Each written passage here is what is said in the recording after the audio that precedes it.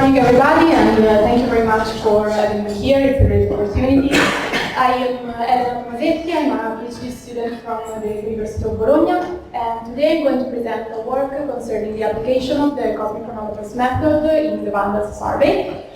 You can find all the details about this in the archive. It was just published yesterday, basically. Okay, so just to start with the basics, you all know very well how in the last decades the so-called standard probes have well constrained the lambda CDM, the cosmological parameters. But you also know, and that's the reason why we're here, in the last years some tensions started to rise between mainly the early and the late universe probes. So the idea of this project, given these two main starting points, is to try to explore new and different independent methods in order to, let's say, look at the picture from a different perspective and try to understand a bit more on the origin of this tension. In particular, the idea of this project is to constrain the expansion history of the universe using time as a tracer instead of luminosity or length that was generally done with the standard candles or standard bullets. In particular, if we just look at the sketch of the age-redshift trend and take the dashed line as a standard cosmological model, we can think of constraining this group or looking at the local universe using the approach of standard clocks. So looking for the oldest objects in our surroundings, trying to understand what their age is, and in this way setting a lower limit to the age of the universe. Given the link between the age of the universe and the Hubble constant, we can also set an upper constraint on the Hubble constant. The other approach is the one of the cosmic chronometers, which is instead focused on differential ages, so differential quantities, and by tracing the aging trend of very massive and passively evolving galaxies, we can measure directly the Hubble parameter at higher redshift. In this talk, I will focus on this second type of approach, and as I said before, you can find all the details in this paper on archive. At this point, just to go out a bit into more detail in the cosmic chronometers method, let's say that the basic equation is this one on the right that you see is linking the Hubble parameter to the slope of the age-redshift trend. One of the main points of strength of this method is the fact that we are able to obtain this equation without assuming any cosmological model, so no constraints are made based on a theoretical assumption. The only assumptions, the only hypotheses are the cosmological principle and the treatment method of Reconstructing method. So what we have to do is to, in order to measure the Hubble parameter, is to measure the differential in redshift, which is quite easy if we have spectroscopic redshift measurements, and the differential in time. For this we need chronometers. So at this point you may ask what are really chronometers, and let's say that the best tracers have been found in very massive and passively evolving galaxies, because in a mass downsizing scenario, like the one in Thomas 2010, these galaxies are thought to be the very first formed and also in a very short period of time. So these galaxies could really represent an homogeneous and synchronized population of objects that can behave as chronometers.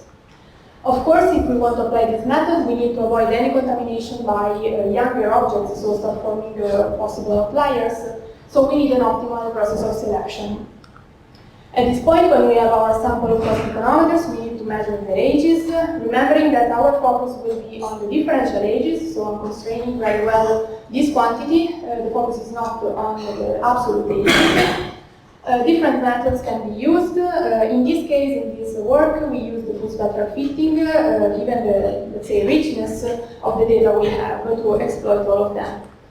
The main steps of the work then will be a first passage of reliable selection of the sample of cosmic chronometers, then robust measurements of the differential ages, but also the other physical properties of the galaxies. In the end, the computation of the Hubble parameter and its uncertainty. The data we have come from the VANDELS survey that release 4, which is a spectroscopic survey targeting high-redshift galaxies.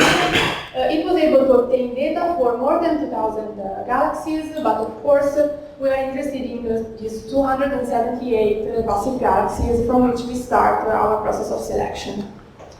The first passage was identifying a parent sample made of all the galaxies already classified as passives in the data release, in the redshift range from 1 to 1.5, and with a very accurate determination of their spectroscopical redshift. On top of this, we use a UVJ color selection, that is this one you can see here on the left. We select all the galaxies that lie above the dashed line. This would be enough for a standard selection of passive galaxies, but since we want to select the purest sample possible, we add some further steps of selection. The first one based on the emission line of the oxygen 2, which is a probe for the possible star formation in the galaxy. And also, for the same reason, a cut on the age-redshift ratio, which is another probe of possible contamination by younger stellar populations in the galaxy. In the end, a redshift cut in order to homogenize the sample in terms also of spectral features and a visual inspection to avoid anomalies in the sample. These are the stacked spectra obtained for each passage of selection. You can see, for example, that highlighted in red, there's the emission line of the oxygen 2. It's still present also after the UVJ cut. So, as I said before, if we stopped at the standard passive selection, we probably could have left some, let's say, star formation in our galaxies. In the end, we obtained a sample of 49 cosmic chronometers. On those, we want to reconstruct the physical properties, so we perform full-spectral-fitting. We use the code bagpipes, which allows us to fit jointly spectra and photometry of our sources. It allows us also to use different models with different components and also a variety of star formation histories. The main on which we focused are the delayed exponentially declining and the double power law.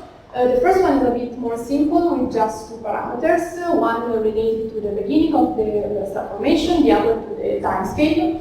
In the case of the double power, instead we have a bit more complex model, let's say, so it has three parameters, because in this case the rising and falling slope of the star formation history are decoupled. After the fit, we are able to reconstruct the age, the metallicity, but also the dust threatening and the velocity dispersion of our sources. A thing to say here is that since we want to use our results with a cosmological perspective, we want to avoid any possible constraint by any cosmological model.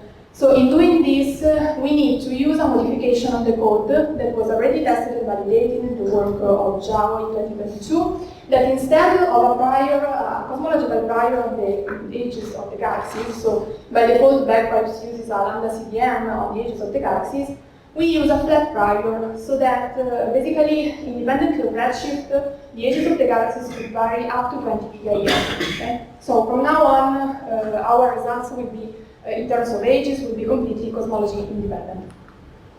Here you can see the baseline configuration of fit that we use. We fit both spectra and photometry with a delayed star formation history. On the right, a standard output, so an example of observed spectra and photometry in blue. In orange, instead, the result of the fit. After each fit, we check for the good convergence of the fit, so the posteriors, and for a good reproduction of also the data. If this doesn't happen, we flag the result as a bad fit. These are our results obtained for 44 galaxies for which the fit is successful. You can see that for 95% of the sample, ages are still lower than the age of the universe in a flat lambda CDM, which is the solid line you can see in the age-redshift trend, where all the galaxies are color-coded by their mass. So this is per se a remarkable result because, as I said before, here we do not have any cosmological prior on the galaxy ages, so they could go up to 20 gigayear. Moreover, we have also evidence of mass downsizing, meaning that the same redshift, more massive galaxies are older than lower mass galaxies. The other results concerning instead the star formation timescale, tau, the mass, and the metallicity are telling us that indeed we have selected a very homogeneous sample in redshift. The only trend you can see is in the mass for the low mass sample. But this is a quite standard effect in a survey, because when you look at the more distant universe, you only see the brightest objects, so the most massive. In order to homogenize also in terms of mass, we perform a cut at 10.8, and we, let's say, cut the tail of the lower mass galaxies, ending up with a final sample of 39 cosmic chronometers. At this point, we want to assess if our results are really robust. First thing we do is to change the star formation history, so to use the double power law I was showing before. You can see that the results are really consistent. There's quite a one-to-one correlation with only 2% fluctuations in terms of VM values for all the parameters. The other thing we have to consider when we move towards the cosmological analysis is that we need to choose a type of binning to obtain a median age-redshift relation. And so the type of binning can affect, in the end, the estimation of the Hubble parameter. So all of this will be, let's say, accounted when we compute the systematic error budget on the Hubble parameter. At this point, let's go to the cosmological analysis. You can see here our default median age-redshift relation.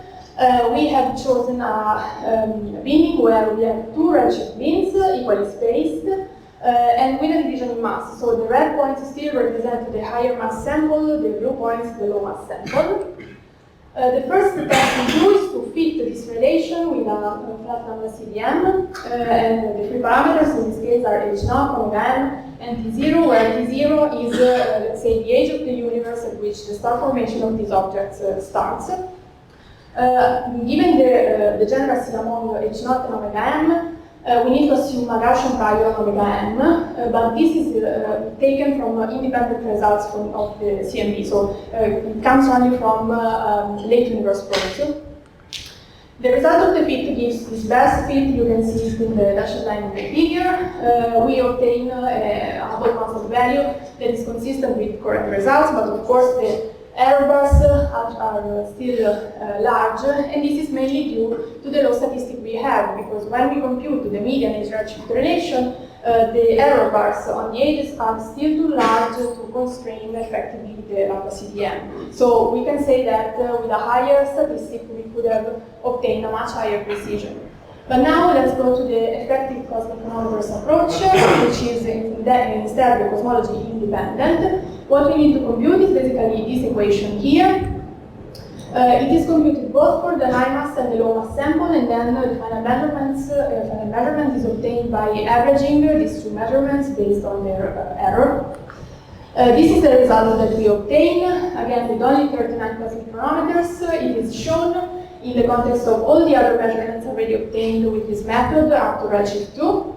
And the dashed line represents a standard cosmology from Planck 18.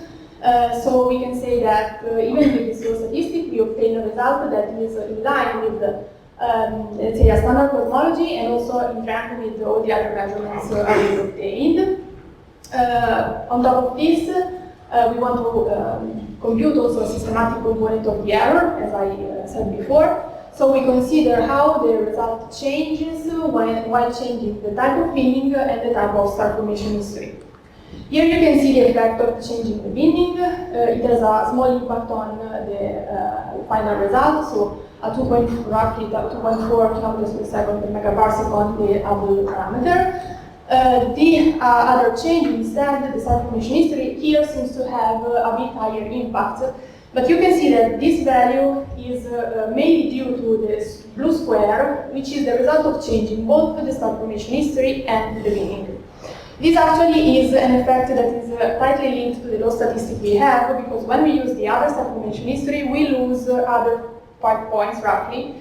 And so while changing the binning, this, let's say, affects more the computation of the Hubble parameter. So this should be an effect that with a higher statistic we should not see. Anyway, we take these two results and add it to the final measurement. So the final one, with both statistical and systematic effect, is the one you can see here. So obtained at redshift 1.26 with just 39 chronometers.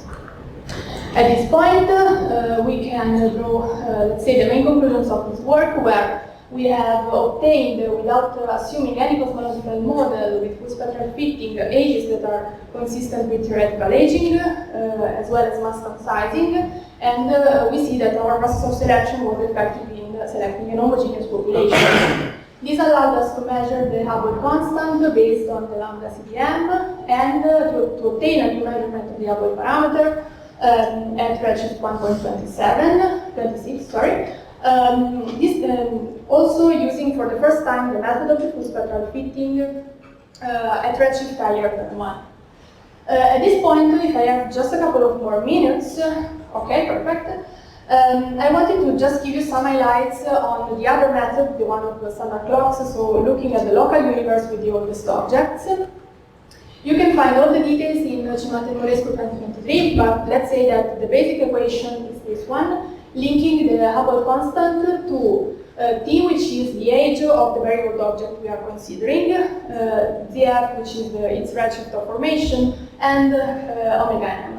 Again, also in this case, we need to assume a Gaussian prior on omega m, given the degeneracy between h0 and omega m, but still we can use late universe measurements. These are the results obtained in Cimate-Moresco. You can see the trend between h0 and the age. As we know, the higher the age, the lower the value of h0.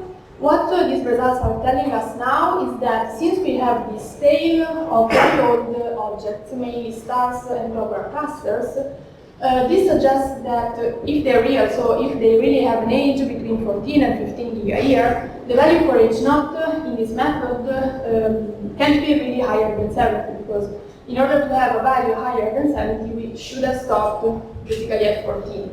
So now the results obtained here are here in the bottom of this image. So you can see that they are mainly in agreement with the early universe measurements instead of late universe ones. Currently, I'm moving towards this method.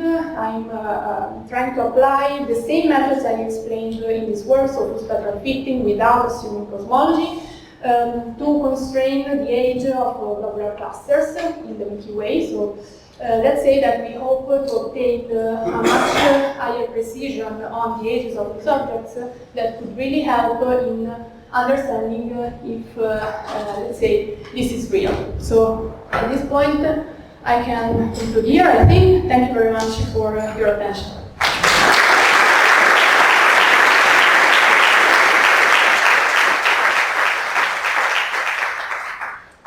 you so much.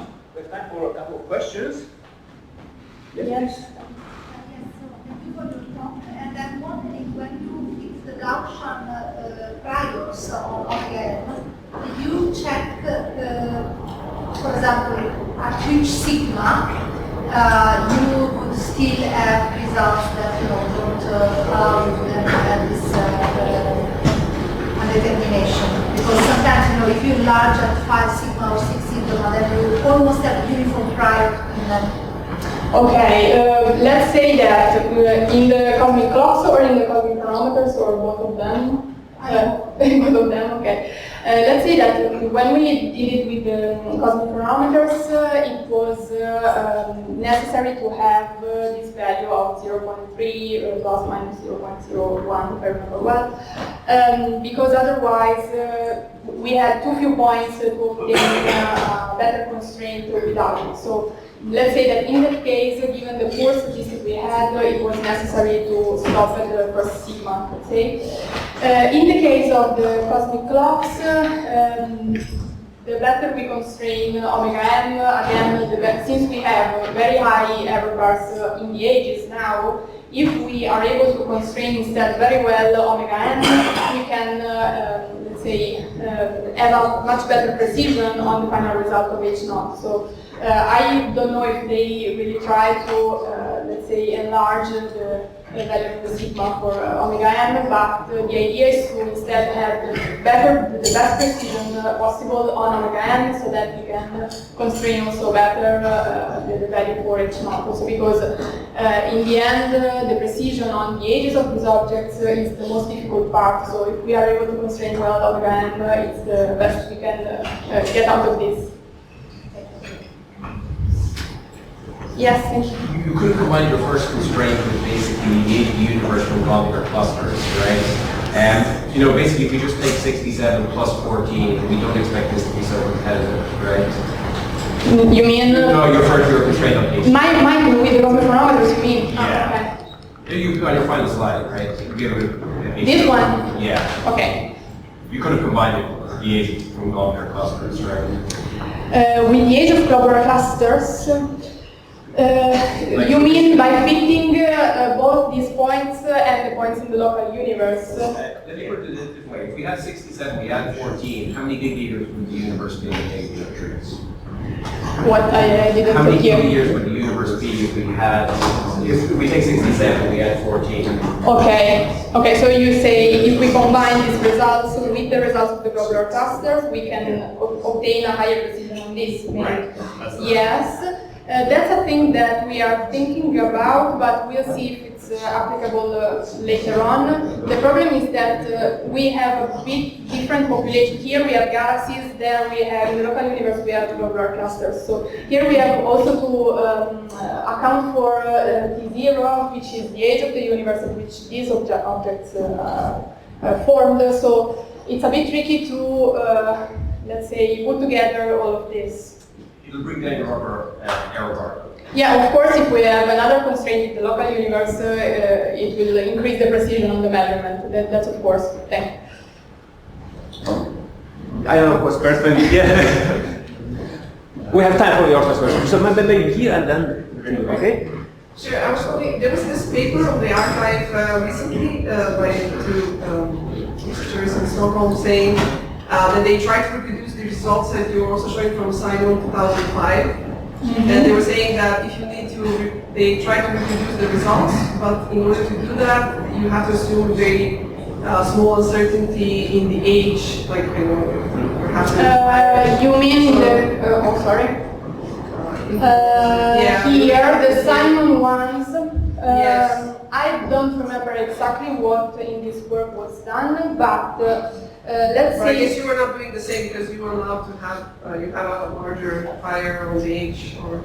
Yes, we do not have basically a prior on each. Let's say we have a prior at 20 gigayears, so we are not constraining the age with a cosmology, and we are constraining it with just full-spectral-fitting. But let's say that in this case, I don't remember if in Simon the results are averaged on a sample of galaxies or if made on single galaxies. That I don't remember. Anyway, the idea is that when you have a very high sample of objects, you can average on them and you don't really account for their error, the error bars on the ages, but on the scatter that you have between in the range, okay, of ages. So you have a sample and you average on all the ages that they take. So this is a median value plus minus MAD on the square root of the number of objects. So when we have a higher statistic, we can lower the error bars on that. There I was wondering regarding dust. Dust, I guess, is not a problem for the sample you have because it's they're all like passive galaxies. Or I guess defeating for the dust. What are you assuming? The dust. Yeah, the dust distinction in these galaxies. Is it something that you also try to fit, or? Yeah. It's a value that comes out from the fit. We consider it in the fitting process. In general, we find very low dust extinction. And on assumes 0.4. Assume some extinction curve, yes, from the Milky Way, I guess. What? Extinction curve. You assume it's from the Milky Way, or? No. Extinction in the galaxy. Yeah. Dust extinction from the galaxies we have. Okay, so you fit the entire extinction curve. Yeah. Okay. Yes. I think what attenuation law, I assume. The Calcetti one. Starburst. Okay. Yes. So No, it's- starbursts should have been avoided in all the process of. Another thing is the process of selection of these objects. You saw that we used a lot of different constraints, and that's the best way to avoid any possible, let's say, exotic object in different from passive galaxies in that. Thank you. Great talk. Thank you. One more question Then there from will this be a- side, yes. My question is more general somehow. It seems that quantum chronometers is perhaps one of the very few laws to probe which favor the end universe result. Now, if you combine all these points that we saw in this plot, you will get a best fit H naught value. So my question is, what is the current value of this H naught? And second, how does this change with your point? Does it affect the accuracy or the trend of this? Well, the measurements on H naught obtained by fitting this relation are, yes, as you said, more in accordance with an agreement. 67, if I remember well, something like that. Great errors. The problem now for this method is that we have error bars that actually go also to the. I don't remember if it's shown also here. We don't have those chronometers here, but the error bars are something like you see brown from globular clusters. The error bars are something like that. So now the result is not so useful in terms of tension. What we need is a much higher statistic. What we expect, what we hope is that with Euclid, for example, we will have roughly 1,000 objects to let's say, do again this method, and in that case, the result in the end will be hopefully more competitive, both in constraining the Hubble parameter and higher, a higher redshift, and in turn by fitting the relation, a better precision in the local universe. Okay, we have to move on, so let's thank